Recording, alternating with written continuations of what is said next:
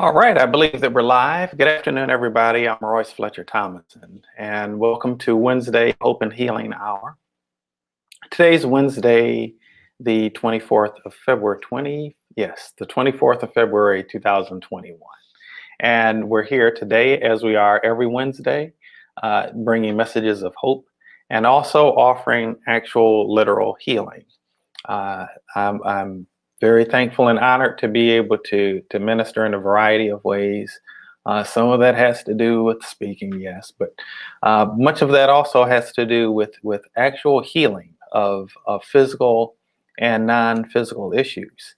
Pardon me. And so we're here each week with sometimes with a different theme, a specific theme, sometimes just here for whatever different needs and concerns that people are dealing with. So we come and right during the broadcast, we support people who are dealing with actual physical pain and then help to relieve that pain on the spot and other different physical health conditions. We believe that unquestionably and without a doubt, there's nothing that's beyond God's ability to heal. We believe that we are really all connected, that we're all one people, and that there really is nothing that we, through our divine connection with God and with one another, that there's ultimately nothing that cannot be overcome. We believe that there is an opportunity for the miraculous to unfold. And yes, I'm thankful to be able to serve in the capacity of helping people with healing and things of that nature. And I've seen a lot of miraculous things happen in terms of medical miracles. And I want to say just real quickly that the real miracle isn't from somebody having pain to not having pain. Turning water into wine isn't a real miracle, or walking on water. Those aren't the real miracles. The real miracles are a changed heart. And those other things, in a way, can be considered signs and wonders. And those signs and wonders exist in order to kind of get people's attention to be able to listen to the deeper message that's there, the deeper message that's present. And in the listening to and the hearing of that deeper message, that one's heart is transformed in the process of that. And that's where the real miracles really are. The real miracle really isn't anything that happens on the physical level. The real miracle is a changed heart, a transformed heart, a renewed heart. Okay? And so I just want to say that. And by the way, excuse me, hi to, usually have some water here with me, but I forgot to grab some today. Hi to whoever it is that's watching us, whether you're viewing us from YouTube or from one of the places that we're broadcasting to on the Facebook. It's always a pleasure to have you here. We love your comments or your questions in the chat, or even just to say hello. It's always a joy and a pleasure to know who's joined with us. Trisha, hey there, Trisha. Good to see you today. I hope that you're doing well, and that your husband and that your dad are okay too. Yeah. So anyway, we do sometimes have a theme that we kind of focus on to kind of guide the direction that we go in for the day. But if at any point anybody has any pain or any healing issue, please, bring it up. We're more than happy to address it. And so the theme for today is that there's no need to be afraid of the dark. All right? There's no need to be afraid of the dark. I started to title it "Don't Be Afraid of the Dark," but I wasn't really vibing with that. I've said sometimes that the vibration of the word "not" is so low, it's like an empty space. So it's like, do empty space, be afraid of the dark. And I didn't want to put that out there. But I do want to address this mystery, this concept of the dark or of the darkness. Hey, Jennifer Bliss, good to see you. Always good to see you. Thank you. Jennifer says you're an amazing soul. Thank you, Jennifer. It takes one to know one. We can only see in others what exists within ourselves. We can't see anything that we don't have the consciousness to see ourselves. And so thank you for honoring me in that way. And may you see whatever good you see in me. Please know that that exists in you too. So dealing with this theme today of there's really no need to be afraid of the dark. There are a couple of things that actually brought up this topic for me to address today. I have a couple friends. They're a married couple.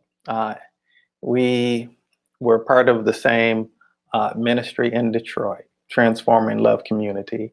I'm now in Tampa, Florida. They're now in Atlanta, and we both still speak at Transforming Love Community from time to time.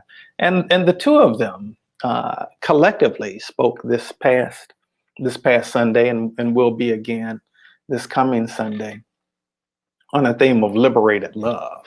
They're talking about the divine masculine and the divine feminine. And next month, I'll be speaking at TLC on the topic of the ascension of the divine feminine, and certainly invite you to come and check that out. I think that's the third Sunday of next month.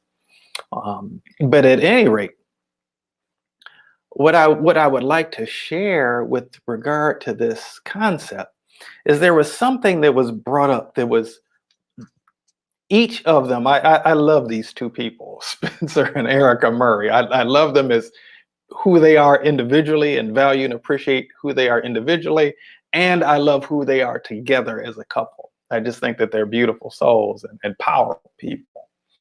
And they were kind of laying out, what the divine feminine is, what the divine masculine is to a certain extent.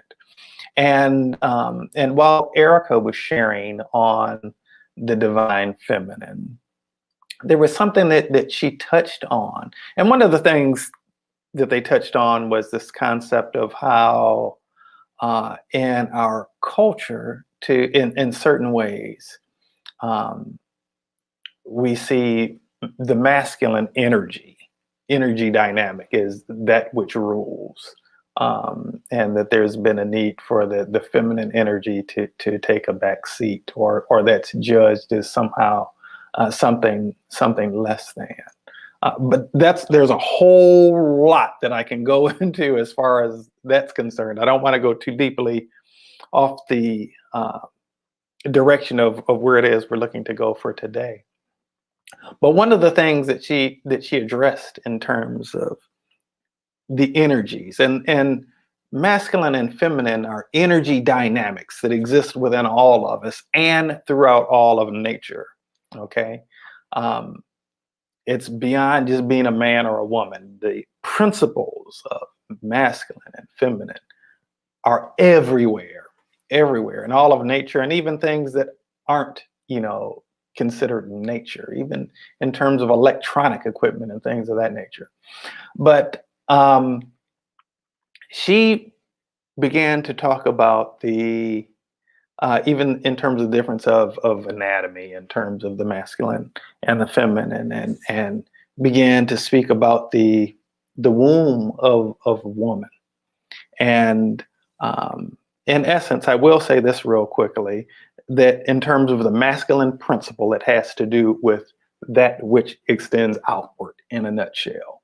And the feminine essentially deals with that which deals with the inward. There's a lot more to that, but I just want to kind of lay that little bit of groundwork. But she talked about, one of the things that she mentioned is that the womb is a dark space. What happens, creation is born from that dark space, And in the Bible, the very first 5 verses of the Bible say, in the beginning, God created the heavens and the earth, and the earth was without form, and darkness was upon the face of the deep, and the Spirit of God moved upon the face of the waters. And it goes on to say, and God said, let there be light. And there was light. All right. So in terms of the darkness, let me just kind of talk about a few things about what the darkness is, what the darkness represents. All right. A lot of times we have a fear of the dark. We have a fear of the darkness. The darkness can represent a few things. A lot of times we perceive darkness to represent evil, right? We perceive darkness to represent evil. And as we were talking about in last week's Wednesday Hope and Healing Hour, that evil is literally live backwards. Okay. All of the things that we experience as being evil are things that actually are not in alignment with the way that are not in alignment with the blah, blah, blah, blah. We're going to rewind that record and play it back forward. Hopefully my tongue will work and I'll be able to get it out properly and effectively. If I can remember what I was even saying now. What was I saying? My goodness. Don't remember exactly what I was saying now, but I do know it was along the lines of the darkness and such, and how we have a fear of that's what it was. That which we perceived or experience as being evil is that which is not in alignment with the divine design of how life was intended to be. It's a misalignment and even going in the opposite direction of how life was intended to be. Okay. And so when we talk about evil, when we talk about darkness, we experience those in a lot of ways. We can experience them almost synonymously or interchangeably. There's a reason for that. One, this happens sometimes when I'm speaking. One is that darkness actually, it can represent evil, if you will. Yes, it can represent that.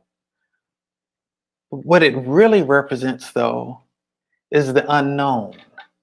Okay. Evil does not actually, darkness does not actually in and of itself exist. Okay. Darkness does not actually in and of itself exist.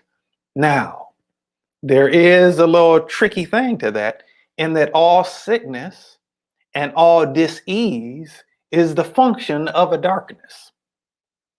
I'll say that again. All sickness and all dis-ease is the function of the darkness.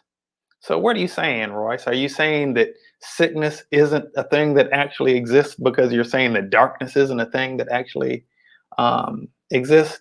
That's not quite what I'm saying.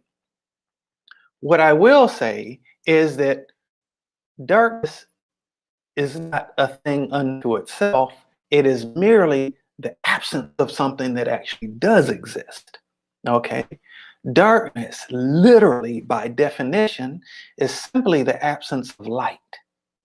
Okay. It's simply the absence of light. Now, light is actually a thing. Light is actually a thing that does exist. Darkness is a function of, or a product of, or really by definition, the absence of light. And even to a greater extent, what we experience as darkness in the living of our lives and the conceptualization of that which we perceive to be darkness are areas where we don't recognize the light. Okay. And so there have been times where I've shared before that all of us have areas of darkness within us. All of us have shadows that exist within us. While we're living in this third dimensional world, or this 3D matrix of beliefs of separation and limitation, when you shine a light on that, then there can be shadows that exist as a result of that. When we have these various life experiences, there are various shadows that are birthed within us. They're birthed because they become places that are hiding from the light, if you will. There are areas in our lives where we experience things that are challenging, things that are unpleasant, things that we're afraid of, things that we judge, things that we stand in opposition to, that we have allowed to exist in a place that is hidden from the light, at least hidden from the light within us. Okay? At least hidden from the light within us. Now, each and every one of us has some things, some areas in our life that we might like to stuff away in a corner. Okay. I will be the first to tell you. First of all, let me say this. I believe, and I'm not saying this from arrogance. I believe me, I'm not. I believe that I am a kind and tender spirit and a beautiful soul. I do believe that. I'm not saying that because I think I'm more wonderful than anybody else. I really am saying that in a space of humility and recognition that how could I be anything other than that? Because I was made in the image and likeness of pure divine beauty and perfection itself. And that's true of all of us. I'm not the only beautiful soul. You are too. Okay. I recognize to a certain extent. There's humanness in me that comes up that questions that sometimes too. But so I am and you are all beautiful souls. Okay. And I, and perhaps you too, have some areas where that's not really acknowledged. And I'm not talking about being acknowledged by somebody else even. I'm talking about even being acknowledged by oneself. I know that I have had points in my life where I have felt ashamed of different things, ashamed of ways that I felt, ashamed of things that I've thought, ashamed of things that I've done, or things that I've left undone. Okay? I'm not unique in that way. We all have. We all have in one way or another, whether we even consciously acknowledge it or not. Okay? Because all of us deep down inside know that we are a living, physically moving, embodied expression of divinity. Okay? There is love and light at the core of who each and every one of us actually is, but we don't always allow ourselves to know that. Okay? And in those areas where we don't allow ourselves to know that, there's a darkness that is present in the midst of that. Okay? There's a darkness in us that's present in the midst of that. Now, again, I don't want you to be afraid of the dark. All right? There's no need to be afraid of the dark. You may have some negative emotions that might come up that you're afraid to address. You may have even experienced love in your life in a way that frightened you because it was different from other experiences that you've had in life. And there's some things that you know, there's some things that you're familiar with, even if they're not necessarily the most healthy thing for you. But experiencing something other than what you're actually familiar with, even if it's something beautiful, even if it's something healthy, that can be scary because it exists within the realm of what? The unknown, right? It exists within the realm of the unknown. And that can sometimes cause us to feel fearful if we allow it to. Okay. And in fact, that can be a very natural response to things that we don't know, that we don't understand, right? All of the various forms of hatred and bigotry and sexism and any other ism that you can possibly think of is the result of the unknown, the result of not really knowing how to participate with something with which you're not completely familiar and don't completely understand. Okay. It's okay to not be completely familiar with everything, and it's okay to not completely understand everything.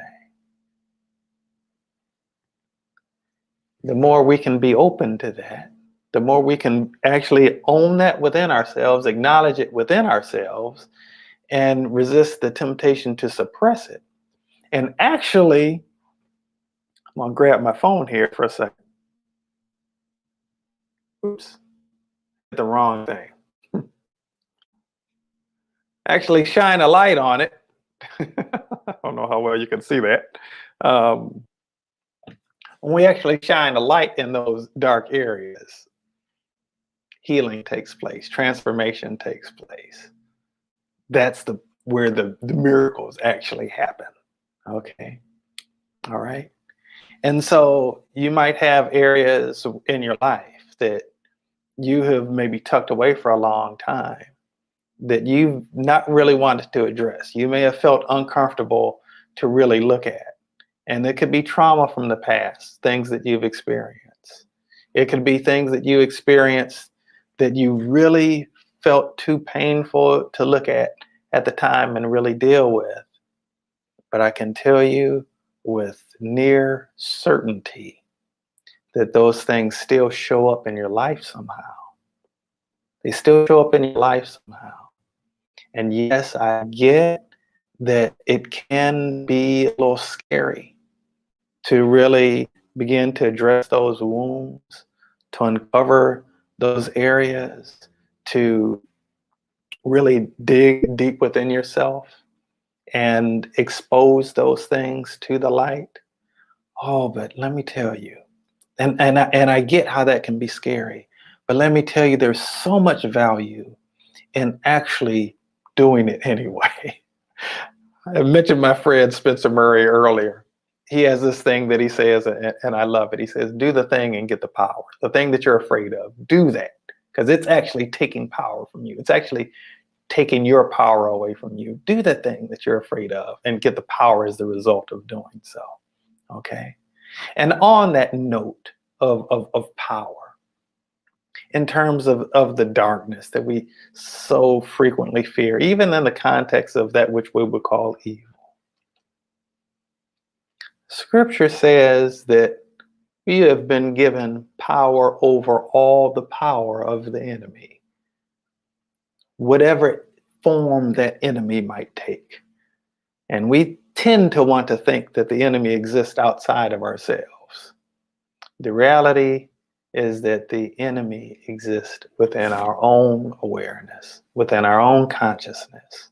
Okay? The thing that's telling us, the voice that's telling us that we're not good enough, that we're not smart enough, that we're not wise enough, that we're unworthy, that we're undeserving, that we can't. Okay?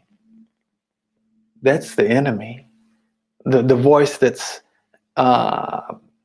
tempting us to stand in judgment or condemnation of another, and not allowing ourselves to recognize they really aren't too different from us in the reality of things. Okay, that's the enemy at work. And does that mean that there aren't societal expressions and demonstrations of evil of the world? It doesn't mean that at all. Absolutely. I believe that there are plenty of systemic ills and evils in our society. What I also know is that we can't transform them operating from the same place that they're operating from. You can't chase away darkness with more darkness. You can only banish the darkness by bringing in the presence of the light. Because all the darkness actually is a void in the space that's calling for light. It's a void in the space that's calling for light. All right? And so one of the things I really want to encourage us to do is to put on our big boy britches, our big girl britches, and gather the strength and the courage to explore the places that you've been afraid to go. And I'm going to shoot. I'm going to start by modeling that right now. I've been a healer for a long time. I've been consciously engaged in the path as a light worker for a long time. I've been teaching people how to do it themselves and how to manifest medical miracles in themselves and others for a long time. And yet, not that long ago, I recognized some blind spots within me and identified some codependency within me and the ways that that had significantly and negatively impacted my life. And I had always been a person, I'd never been a person who wanted to hurt people's feelings. When I was much younger, you know, I felt bothered by people who expressed their anger outwardly. And being an empath probably has some role in that for me, because I've felt the brunt of other people expressing their anger outwardly and of not at all like that feeling. And so I was very conscientious about not doing that. What I did instead was I directed my anger inwards, and it would manifest in debilitating health. I was very conscious of that 20, 30 years ago. Okay, 20 something, 30 something years ago. That had been kind of my MO.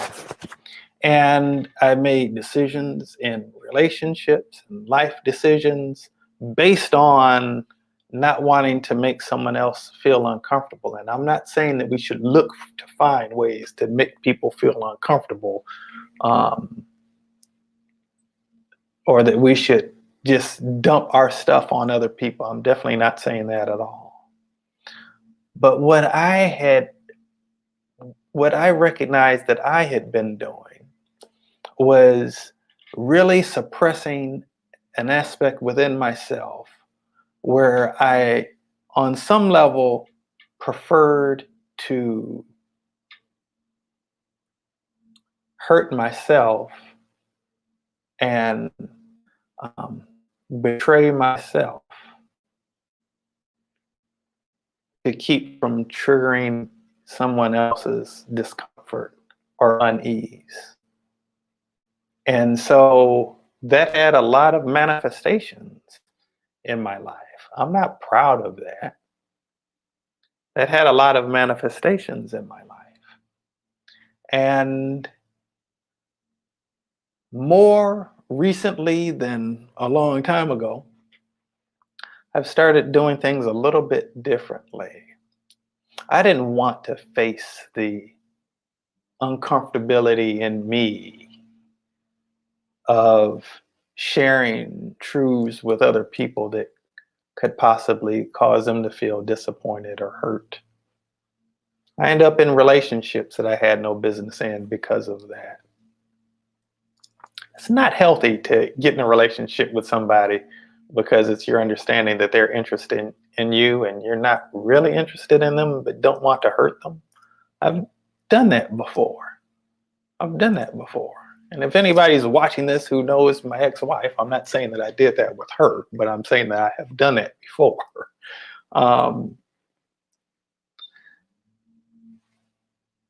And yet more recently than a long time ago, I've been willing to face that shadow within myself, allowing myself to feel that discomfort.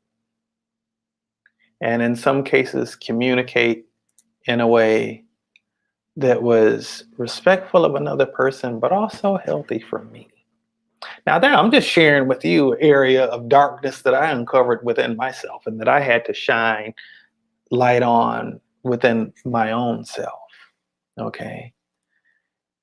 All of us have those areas. Maybe yours is similar to mine. Maybe yours is something very different. And all of us have an abundance of them. But I want to encourage all of us to not fear those areas. There really is no need to fear them. And even in recent times, there's some situations where I had to address some things that didn't necessarily feel comfortable for me to address at all. But it was healthy for me to address. And I'm glad that I did. Shining the light in the places where the darkness would be content to just hang out there. And we all have places within us that there might be some areas of things that are unresolved, or some areas where things have been ignored for a long time, where we might need to shed light on them. Okay. Or we might need to open the door and go in those rooms that have the cobwebs and the dust. And it could be maybe a little bit scary to go in, but I want to tell you that there's no need for us to be afraid of the dark. And why is there no need to be afraid of the dark? And I was referring to that scripture earlier. You know, the story goes on to say,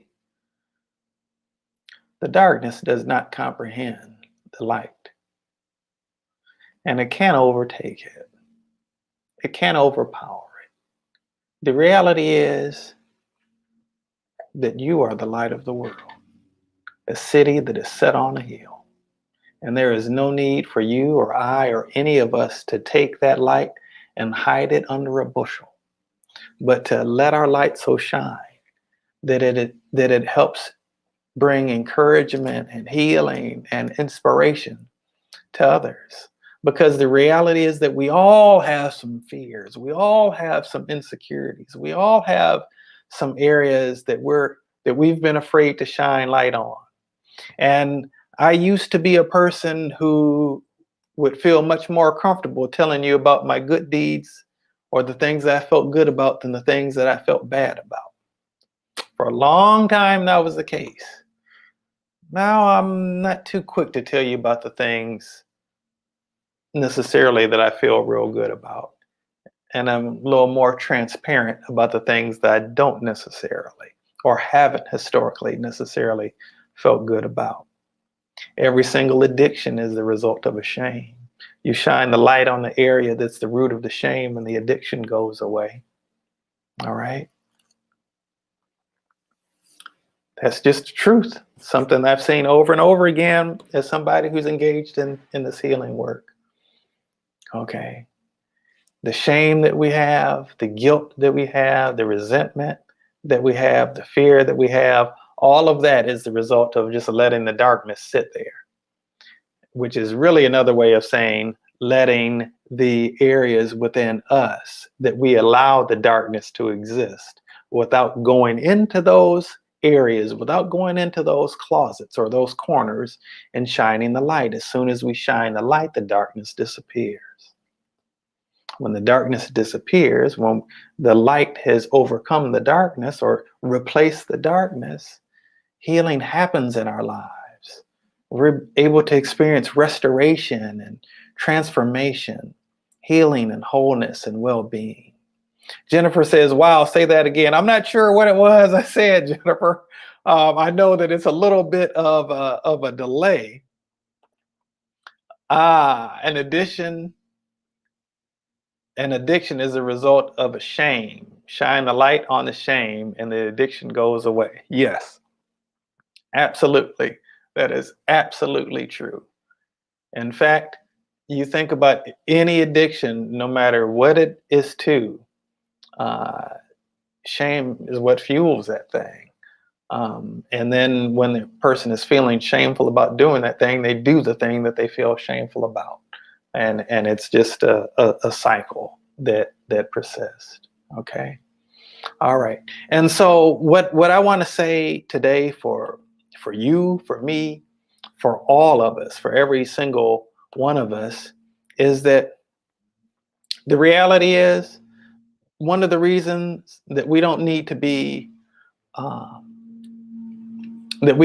afraid of the dark is because we really are people of the light. I was looking for that slide. We're all of the light of God. There's no place that we can go that darkness can't disappear because the light is in us. All we have to do is let it shine. This little light of mine, I'm going to let it shine. You remember that song? Everywhere I go, I'm going to let it shine, right? I hope to do that. I hope to have been able to shine some light here today. And I'm going to continue to, and I hope that you will too, shine light in the areas of darkness within your own life, within your own thinking and consciousness. And I used to think, I'm going to be straight up with you. I've been on a spiritual path for a long time. And I've had the understanding that, for instance, being emotionally explosive isn't really the most evolved approach to take. Okay. That anger, hostility, rage, resentment, sadness, frustration, guilt, all of those low vibrational emotional frequencies, they're not necessarily evolved emotional frequencies. And because of that, times where those things would actually be present in me, I wouldn't acknowledge them. I would suppress them because I thought that what I was supposed to be was something different than what I actually was. I thought that what I was supposed to be was something different than what I actually was in that moment. Okay. What I'm learning to do now, and want to encourage you to do, is own that stuff, whatever it is. I'm feeling irritated right now. I get that that is not necessarily the most evolved place to be, but I own that that is where I am right now. Shine some light on it. Shine some light on it. Yes, right now I'm frustrated. I'm disappointed. I'm angry, whatever it is. Maybe I don't want to feel this way right now. That is irrelevant. The truth of the matter is that's where I am right now. Shine some light on it. Once you shine some light in that area of darkness, the darkness cannot continue to persist. Once you shine light on it, you shine light on it by acknowledgement, putting some truth on it. There's some areas where you have done some things that were not necessarily particularly beneficial or fruitful to yourself or to another. Shine some light on it. Take ownership of it. Own it. Take ownership of your own stuff, whatever that is, what your responsibility in a situation is, whatever that is, while at the same time not allowing others to project their stuff on you either. It's an interesting dance, trying to find a way to really get to that sweet spot. There is a sweet spot in there, but can take some work, some finessing, some navigating to learn to get to that sweet spot. All right. But we don't have to be afraid of looking into those areas within ourselves.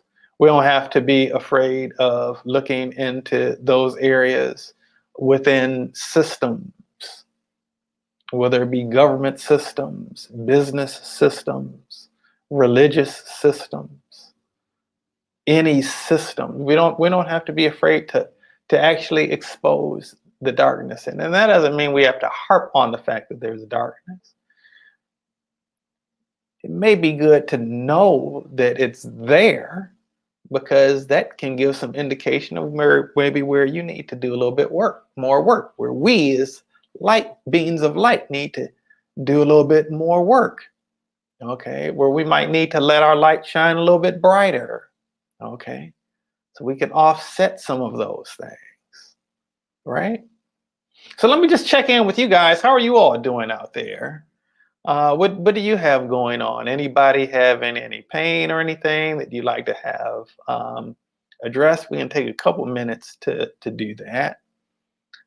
Anybody want to share an area that you are uncovering as a place where there's been some darkness that you haven't wanted to address, in life, in a situation, in yourself, you know, um, we're certainly open to you sharing that if you feel comfortable doing so, and yet we don't want you to feel any pressure to do so either.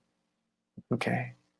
One thing I do want to encourage you to do is to know that, and there's one thing that I love that's in A Course in Miracles. It says, in my defenselessness, there's my security. Okay. A lot of times we see things happening, we experience things happening, we experience people's projections towards us, and then our initial response is to try to defend ourselves in some way. Okay. Whether lashing back out at them in whatever way. But when we really own our stuff, we own it. The truth of the matter is that whatever you feel is never somebody else's fault. That you can't feel the thing if it didn't already exist within you. So there's really no need to lash back out at anybody else. And there's no need to condemn yourself either. Just own that stuff, shine light on it, and move past it. I'm not saying this stuff like it's necessarily easy, but it is simple. It is that, literally, it's that simple. Maybe it gets a little bit easier the more practice, we put in. We get used to it. We learn how to navigate that a little bit more successfully, maybe. Okay. All right. No comments or anything? Well, to Jennifer Bliss and Trisha C and whoever else has been here today, it's certainly been a joy being here with you today. Always glad to see you all. Thankful for this time to be able to share in this space of love, the space of light, the space of hope, the space of healing. Okay. Jennifer says, oh boy, I'm uncovering several things in this season. Some lack and limitations showed up around my business that is booming. However, how I responded to the expansion increase, it shined the light on some gaps in old programming. Okay. All right. Well, I hear you. I get that, Jennifer. And I want to acknowledge you for recognizing that there's maybe some old programming that needed to be addressed, and shining some light on that. And hopefully you're making good progress where that's concerned. I want to support you however I can, where that's concerned as well. So much love to you, and radiant light shining in those areas for you and for everybody else. And if nobody else has any comments, any questions, or anything like that, I guess that we'll just kind of wrap this up for today. A few things I do want to say is that you are the light. You are the light. There's darkness in you. Yes. Own it. Own it. Don't be afraid of it. Don't act like it isn't. Own it. And shine a light on it. Because what you are at your essence is light, is love, is beauty, is grace, is authentic empowerment. Right? I love you. Bountiful, bright blessings to you on this day and every day. May your cup be filled to the point of running over, so that it spills on everybody you come in contact with, leaving a drop of heaven behind every place that you go. Many blessings to you, and I love you. See you soon.